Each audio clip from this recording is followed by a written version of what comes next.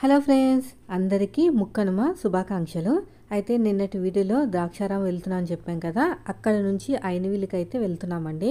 So అక్కడ నుంచి అదంతా చూసిన తర్వాత ఇంకా వెళ్తుండగా అక్కడ స్వీట్ కార్న్ అయితే కనిపిస్తే మా ఓడికి స్వీట్ కార్న్ కావాలంట, మా చిన్నోడికి ఏడుస్తుంటే ఇంకా అక్కడ ఆగి తీసేసుకున్నాం. 3 తీసుకున్నామండి, ఎందుకంటే పిల్లలు అంత ఎక్కువ తినలేరు కదా, కాబట్టి 3 అయితే సరిపోతాయని చెప్పేసి అవి తీసుకుని అలాగా స్ట్రైట్గా వెళ్ళిపోతున్నాం. ఈ 3 వచ్చేసి 50 రూపీస్ అండి. చాలా వేడిగా ఉన్నాయి. ఎందుకంటే స్వీట్ కార్న్ కావాలని ఏడుస్తున్నాడు. షిప్లో అంటే బోట్లో ఒకళ్ళు తింటే చూశాడు, ఇంకా అదే కావాలని ఏడుస్తున్నాడు అని చెప్పేసి ఇంకెలాగో ఇక్కడ దారిలో ఉన్నాయి కదా అని తీసేసుకున్నాము. సో చూసారా ఎంత బాగుందో వ్యూ అనేది. చూడండి, ఎక్కడ పడితే అక్కడే మనకి చెట్లు అవన్నీ కూడా బాగున్నాయి. మార్నింగ్ టైంలో అయితే మనకి మబ్బు వచ్చింది కదా, ఇప్పుడు ఆ మబ్బు లేదు. చూడండి, ఇప్పుడు ఐనవీలకైతే వచ్చేసామండి. చూసారు ఎంత బాగా డెకరేట్ చేస్తారో.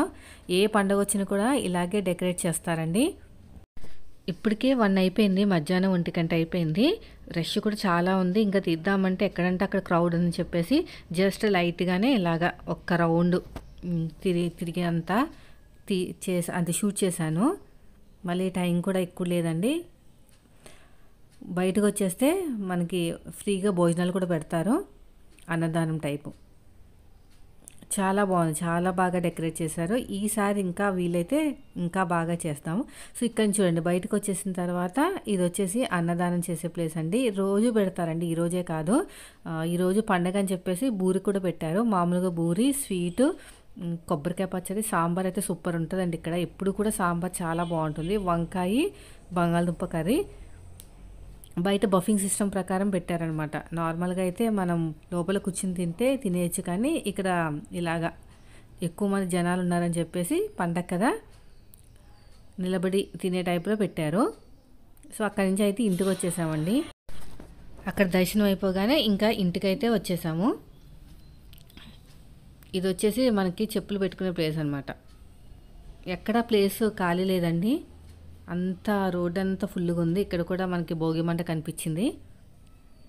ఇక కొంచెం దూరం నడాల్సి వచ్చింది, ఎందుకంటే ట్రాఫిక్ జామ్ అయిపోతుందని. కొంచెం దూరంలోనే మనకి కార్ అయినా సరే, బైక్ అయినా సరే పార్కింగ్ అయితే ఉంది. సో ఇక్కడ మనకి దర్శనం అయిపోగానే ఇంటికి అయితే వచ్చేసామండి. ఇంటికి వచ్చిన తర్వాత ఇంకా మర్నాడు మా ఇంట్లో స్పెషల్ వచ్చేసి గారెలు, చికెన్ కర్రీ. నెక్స్ట్ డే అండి ఇది చికెన్ కర్రీ, ఇంకా సొరకూర అంటే మీకు అర్థమైంది కదా, సొరచేప ఉంటుంది చూసారా, ఆ కర్రీ అనమాట. ఇంకా వేడి వేడి చికెను పిల్లలకి పెడదామని ప్లేట్లో తీసుకుంటే మా ఓడి గిన్నెలో కావాలన్నారని గిన్నెలో తీసాను. ఇది చికెన్ కర్రీ, ఇది వచ్చేసి సొరచేప కర్రీ అన్నమాట. అంటే ఫిష్, సొరచేప అంటారు కదా, ఆ ఫిష్ కర్రీ చాలా బాగుంటుంది.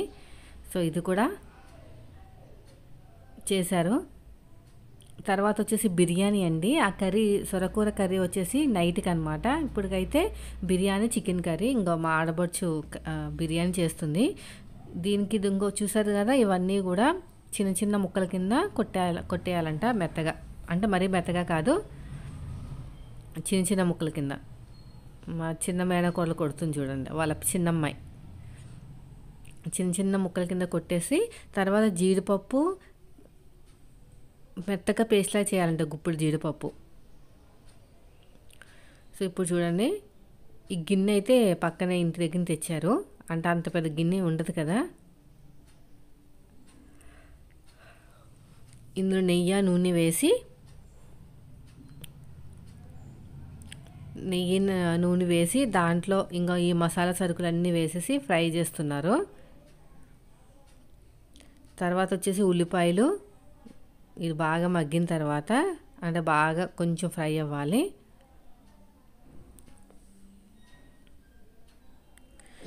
ఫ్రై అయిన తర్వాత ఉల్లిపాయలు, లావంటి పచ్చిమిరపకాయలు, ఇవి కూడా ఫ్రై చేస్తున్నారు.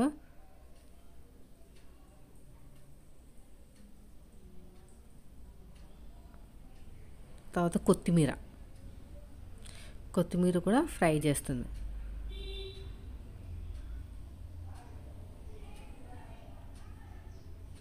మొత్తం కూడా మగ్గిపోవాలండి.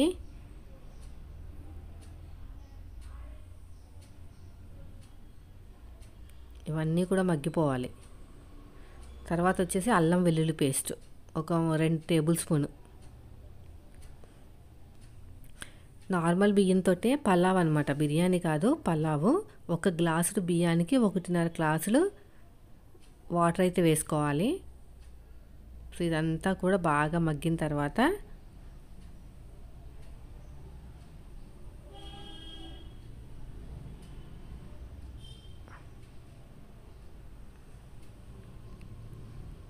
గోల్డ్ కలర్ వచ్చేయాలండి, గోల్డెన్ కలర్,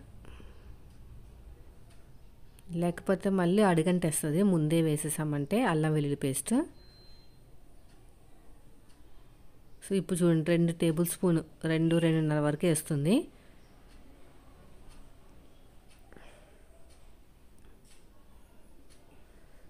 ఇది మొత్తం కూడా పచ్చివాసన పోయేంత వరకు ఫ్రై చేయాలి.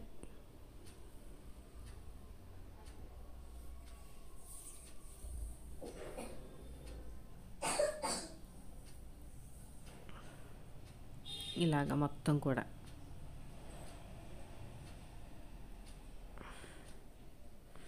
సో ఇప్పుడు చూసారా మొత్తం కూడా గోల్డ్ కలర్ వచ్చేసింది. దీంట్లోకి పేస్ట్ నేను చెప్పాను కదా జీడిపప్పు పేస్ట్ అని, జీడిపప్పు దాంట్లో మనకి 3-4 కన్నా అంటే ఒక గుప్పెడు అనమాట, ఒక గుప్పెడు జీడిపప్పుని పేస్ట్ చేసి పెట్టుకోవాలి. ఇలాగా దీంట్లోకి వేసేసేయాలి. ఇప్పుడు పచ్చివాసన పోయేంత వరకు వేపాలి అంతే, మాడకుండా చూసుకోవాలండి, తొందరగా మాడిపోతుంది.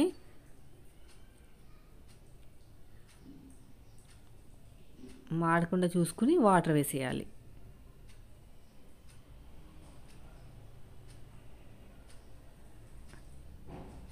మాడిపోయిందంటే పేస్ట్ మరి టేస్ట్ బాగోదు. 1 గ్లాసుకి 1.5 గ్లాసులు కదా, దాన్ని బట్టి వాటర్ వేసుకోవాలి. చూడండి అడుగంటేస్తుంది చూసారా, కొంచెం లేట్ అయినా అడుగంటేస్తుందండి. పేస్ట్ కదా అది, అందుకని మనం పేస్ట్ చేసి వేసాం కదా అందుకని.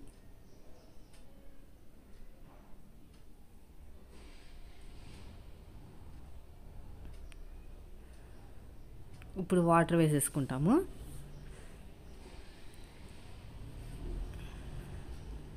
ఏ గిన్నెతో అయితే కొలిచామో ఆ గిన్నెతో వేస్తున్నారండి. 1కి 1.5 అనమాట, 1 గిన్నెకి 1.5. 2 గిన్నెలు కదా, 2 గిన్నెలు అయినట్టున్నాయి. 2 గిన్నెలున్నర అయినాయి. 4 గిన్నెల దాకా వేస్తుంది అనుకుంటా. 2 గిన్నెలు అంటే బియ్యం, 3 గిన్నెలు రైసు. అదే 2 గిన్నెలు రైస్ అయితే 3 గిన్నెలు వాటర్ ఉంటుంది. ఇంకొక సగం ఉంది కదా, దానికి ఒక గిన్నె వాటరు అలా.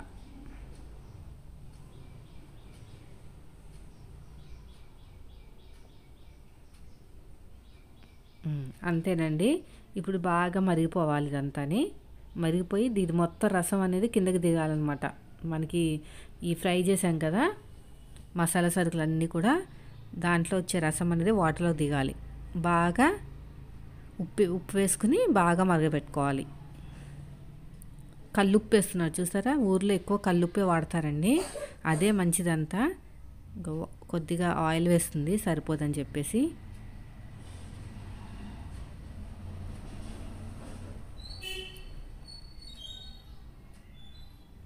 అయిపోయిందండి. ఇప్పుడు మరుగుతుంది, ఇంకా మరగట్లే.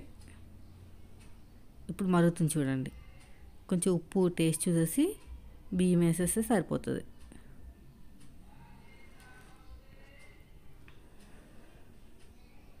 ఇలా మరగాలండి. ఇలా మరిగితేనే టేస్ట్ అనేది బాగుంటుంది. ఇంకా కొంచెం ఉప్పు తక్కువైనట్టుంది, వేస్తున్నారు. ఇప్పుడు బియ్యం నానబెట్టుకున్న బియ్యం కాదండి, కడిగేసి పక్కన పెట్టుకున్న బియ్యము. మనం మామూలుగా బాస్మతి రైస్కి నానబెట్టుకుంటాం కదా, అలా నానబెట్టక్కర్లేదంట.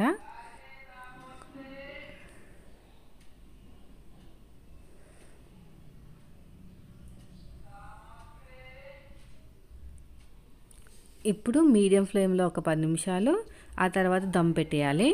కొంచెం నీళ్ళన్నీ ఎగిరిపోయేదాకా కొంచెం ఎక్కువ నీళ్ళు ఉండకుండా ఉంచుకుని తర్వాత దమ్ పెట్టేయాలి. ఇప్పుడు ఇలా ఉన్నా కదా, అంత నీళ్ళు ఉండకూడదండి. మొత్తం కూడా ఉడికిపోయిన తర్వాత దమ్ పెట్టేయాలి. చిన్న మంట పెట్టారు. అంతలోపు ఇంకో మా చిన్న మేనకోడలు అంటే మా ఆడపడుచు వాళ్ళ చిన్న అమ్మాయి డ్యాన్స్ వేస్తుంది. సరే అని చెప్పేసి షూట్ చేశాను అనమాట. సాంగ్ ఉంది బ్యాక్గ్రౌండ్లో, మళ్ళీ సాంగ్ ప్లే చేస్తే మనకి క్లెయిమ్స్ వస్తాయి కదా, అందుకని చెప్పేసి నేనైతే సాంగ్ ఏం ప్లే చేయట్లేదు. స్కూల్లో నేర్పిస్తారంటండి వాళ్ళకి,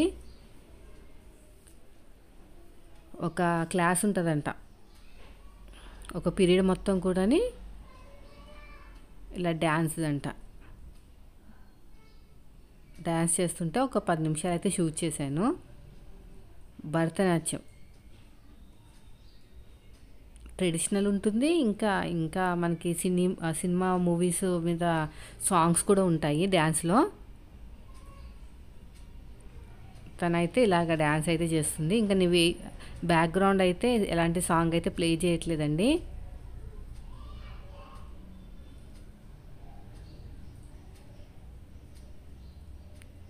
అది చక్కగా చేస్తుందో చూసారా. ఇంకా సాంగ్ పెట్టుంటే ఇంకా బాగుంది, కానీ అసలు మన టైం బాగోపోతే దాన్ని కూడా క్లెయిమ్ పడిందంటే దాన్ని ఎలా తీయాలో తెలియక తిప్పలు పడాలి. ఇదంతా మా అత్తయ్య గారి ఇల్లు అండి, చూసారా, అంటే మా ఇల్లు. లాస్ట్ 2 years బ్యాక్ కట్టాము. వీడియో షూట్ చేద్దాం అనుకున్నాను కానీ మర్చిపోయాను. తీసి పంపిస్తాను చూడండి, మొత్తం హోమ్ టూర్ మొత్తం. ఇది వచ్చేసి హాల్ అనమాట. సో ఇప్పుడు బిర్యానీ దగ్గరికి వెళ్దాం, ఎంతవరకు వచ్చిందో. ఇంకా కొంచెం వాటర్ అయితే ఉన్నాయండి. ఆ వాటర్ అయిపోయిన తర్వాత దమ్ పెట్టాలి. ఈ స్టేజ్లో ఉన్నప్పుడు పెట్టేయచ్చు దమ్ము. ఒక 2 నిమిషాలు ఆగి దమ్ పెట్టేయచ్చు. ఇదంతా కూడా తూర్పు వైపు అనమాట. అటు సైడ్ సామాన్లు తోముకోవడానికి వాటర్ బోర్ ఉంది, ఇటు సైడ్ ఏమో మొగ్గం ఉంటుంది నెయ్యడానికి. ఎక్కువ మటుకి ఇంత పెద్ద పొయ్యి మేము వచ్చినప్పుడు తీస్తారండి. మామూలుగా వాళ్ళు ఇద్దరే ఉంటారనమాట, మా మావయ్య మా అత్తయ్య ఇద్దరే ఉంటారు. ఇద్దరికి ఇంట్లో ఉన్న స్టవ్ సరిపోతుంది. మేము వస్తేనే పెద్ద స్టవ్ తీస్తారు. చూడండి, దమ్ అయితే అయిపోయింది. పొడిగా వచ్చేస్తుంది చూసారా, ఎంత పొడిగా వచ్చిందో. అలా 1-1.5 వేస్తే బాగా పొడిగా వస్తుందండి.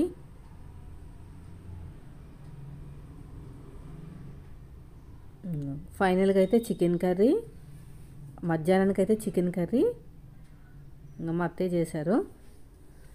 బిర్యానీ, ఇది వచ్చేసి నైట్కి సొరకూర, ఇది ఉల్లి చట్నీ. టేస్ట్ అయితే సూపర్గా ఉందండి. ముందు మేము తినేస్తున్నాము, ఎందుకంటే వాళ్ళు ఎక్కడికో వెళ్ళారంటే ఇంట్లో వాళ్ళు యానం వెళ్ళారు. వాళ్ళు వచ్చేలోపు మేము తినేస్తే వాళ్ళు వచ్చాక మళ్ళీ పెట్టచ్చు అని చెప్పేసి మేమైతే ముందు తినేస్తున్నాం. పిల్లలం మేమైతే ఫస్ట్ తినేస్తాం. చాలా పొడిగా వచ్చిందండి, అది పొడిగా వచ్చింది. టేస్ట్ అయితే చాలా బాగుంది. చూసారా ఎంత పొడిగా వచ్చిందో, పొడిగా. ఇదండి కనుమ స్పెషల్. వీడియో నచ్చితే లైక్ చేయండి. Thank you.